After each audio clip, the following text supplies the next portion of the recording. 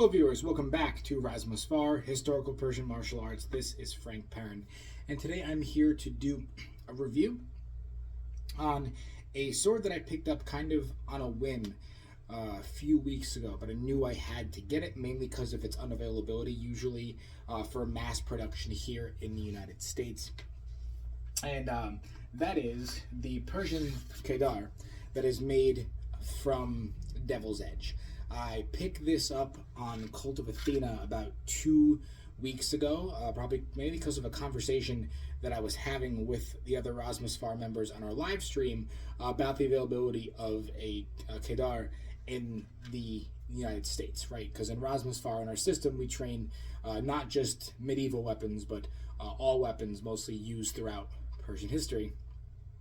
And you see a lot of Qadares coming up in the 19th century and onwards. And I had to find one of these that was steel and pick it up. They have a few plastic ones available, but at this point I'm beyond plastic unless I'm sparring. So I wanted to get one of these to train with. So first impressions of this, right, is that it's a beefy weapon, right? It's very, very beefy.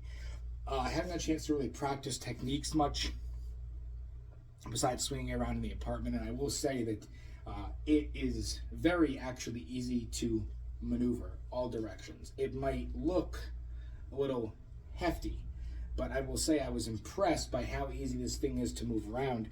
And if you look at here, it actually has 3 fullers going up, which actually greatly reduces the weight. Devil's Edge is actually a Pakistan company, but I've handled a lot of really terrible Pakistani showpieces, but this is not. It is hefty. It has a thick spine up the back, and it actually comes edged already. So you can actually do some cutting techniques, cutting practice with this as well.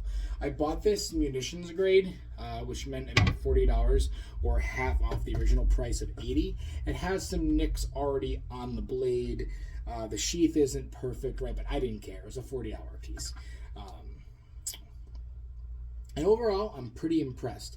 The sheath that it came with, right, is a leather and wood composite. Seems pretty sturdy, pretty tough to bend. It has this nice belt mounting point that you can actually take off if you need to fix or clean. And it fits in the sheath very, very well. It looks nice, right? It's a little weathered and antiqued in the sheath, so it gives it a nice older look. And I will say that even if you were going to buy this thing for $80, the full price point, right? I personally think it's worth it, right? You have something that looks accurate to pieces from the period. They knew how to craft this with a fuller to make it lighter. It's obviously a thick, durable blade. The Qadares, being dueling swords, obviously had to be a little bit more rough and tumble. You're going to be using them, dropping them probably a little bit more. You're going to make these things a little heavier built.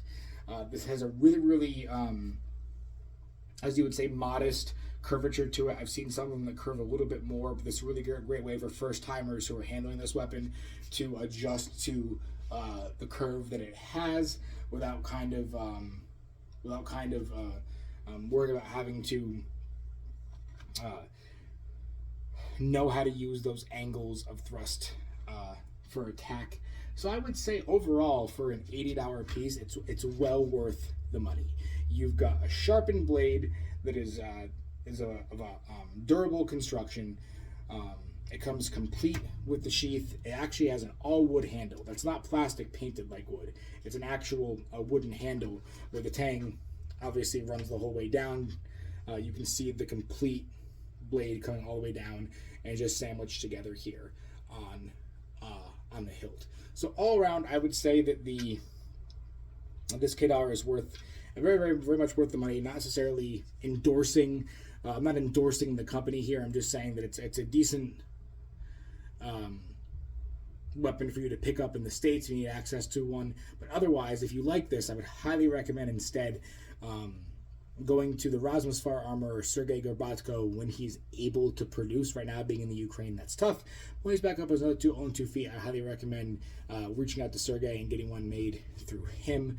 But overall, this is a great starting point for practitioners in the U.S. to get their hands on a Qadare. They can start training with steel and getting the good use of the weapon. So if you have any questions about it, please feel free to reach out.